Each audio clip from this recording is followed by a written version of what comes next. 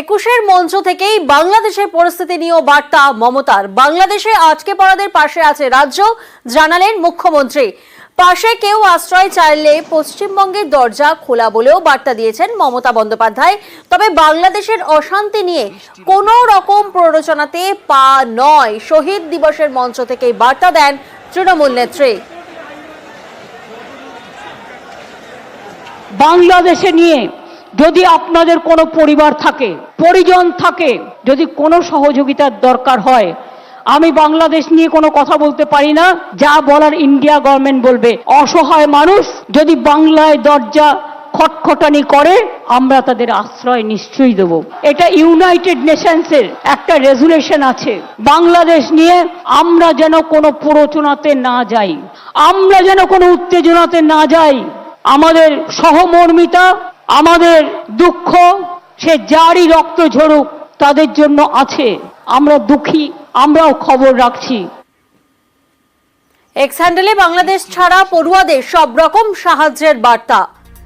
X হ্যান্ডেলে বার্তা দিয়েছেন মমতা বন্দ্যোপাধ্যায়। অশান্ত বাংলাদেশ থেকে 100-রও বেশি পড়ুয়া ও মানুষ ভারতে এ বাংলায় ফিরছেন।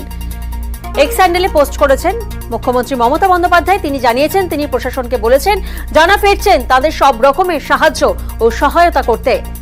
আজ হিলি সীমান্ত দিয়ে 300 পড়ুয়া ফিরছেন। তারা তাদের নির্দিষ্ট গন্তব্যে নিরাপদেই ফিরতে পেরেছেন।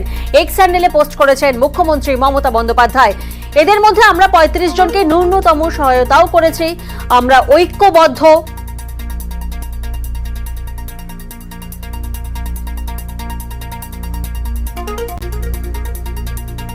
আর বাংলাদেশ থেকে ফিরছেন পড়ুয়ারা। পেট্রোপল সীমান্ত থেকে 20 জন পড়ুয়া ফিরেছেন। হিলি সীমান্ত থেকে কিন্তু 322 জন পড়ুয়া ফিরেছে। অন্যদিকে আমরা নজর রাখবো চ্যাংরা বান্ধা সীমান্ত, সেদিকে বাংলাদেশ থেকে ফিরছেন পড়ুয়ারা। চ্যাংরা বান্ধা সীমান্ত হয়ে 441 জন পড়ুয়া।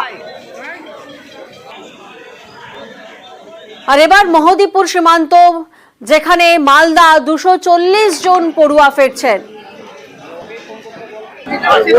ছাত্র বিক্ষোভের জের বাংলাদেশ ছাড়ছেন কাতারে প্রবাসী পড়ুয়ারা। রবিবার সকালে দূতাবাসের প্রচেষ্টায় 322 জন পড়ুয়া ভারতে এলেন।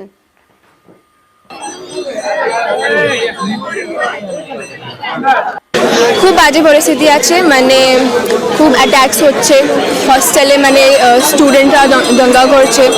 মার্কেটের অবস্থা মানে খুব বাজে আছে। আমরাকে মানে ক্যাম্পাসটা বাইরে দিতে যাচ্ছে না, এমনি আছে। 200 to 300 স্টুডেন্টস। হ্যাঁ, সবাই চলে আসে। एम्बेसीरा असिस्टेंट प्रोवाइड করেছিল। अभी बांग्लादेश से आ रहे हैं। अभी बांग्लादेश में स्टूडेंट प्रोटेस्ट के चक्कर में सिचुएशन टेंस होने लगा था, तो इंडियन एम्बेसी का शुक्रिया कि हम लोग को टाइम पे इवैक्यूएट कर लिया गया, वरना टेंस सिचुएशन और हो सकता था। अभी वहाँ का माहौल कैसा है? अभी वहाँ का माहौल टेंस्ड है और नहीं पता कितने दिन तक और चलेगा, लेकिन हम लोग इंडिया आके सेफ है, बेटर फील कर रहे हैं।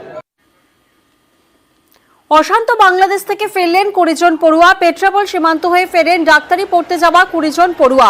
বেশিরভাগ পড়ুয়াই কাশ্মীর ও গুজরাটের বাসিন্দা। সংরক্ষণ নিয়ে বেশ কিছুদিন ধরেই উত্তাল বাংলাদেশ। তার মধ্যেই নিরাপদে দেশে ফিরলেন 20 জন পড়ুয়া।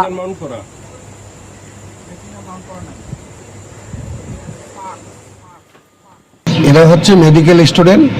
বাংলাদেশে এরা পড়তে যায়, পড়ার জন্য যায়, মেডিকেল কোর্স কমপ্লিট করার জন্য।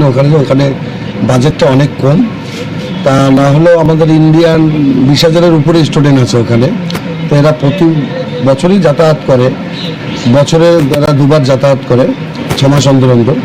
আর এবার তো বাংলাদেশের ওই সিচুয়েশনের জন্য এরা চলে এসছে, একটা পরিস্থিতি খারাপের কারণে। তো এরা 20 জন ছিল। কালকের পর আজ ফের অশান্ত বাংলাদেশ থেকে ফিরছেন পড়ুয়ারা।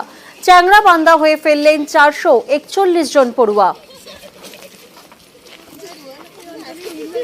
কালকের পর আজ ফের অশান্ত বাংলাদেশ থেকে ফিরছেন পড়ুয়ারা। চ্যাংরা বান্ধা হয়ে ফেললেন 441 জন পড়ুয়া। পেট্রোপল থেকে ফিরেছেন 20 জন পড়ুয়া। হিলি সীমান্ত, সেখান থেকে 322 জন পড়ুয়া ফিরেছেন। বাংলাদেশ থেকে ফিরছেন পড়ুয়ারা। অশান্ত বাংলাদেশ ছাড়ছেন পড়ুয়ারা। চ্যাংরা বান্ধা সীমান্ত, সেখান থেকে 441 জন পড়ুয়া ফিরেছেন।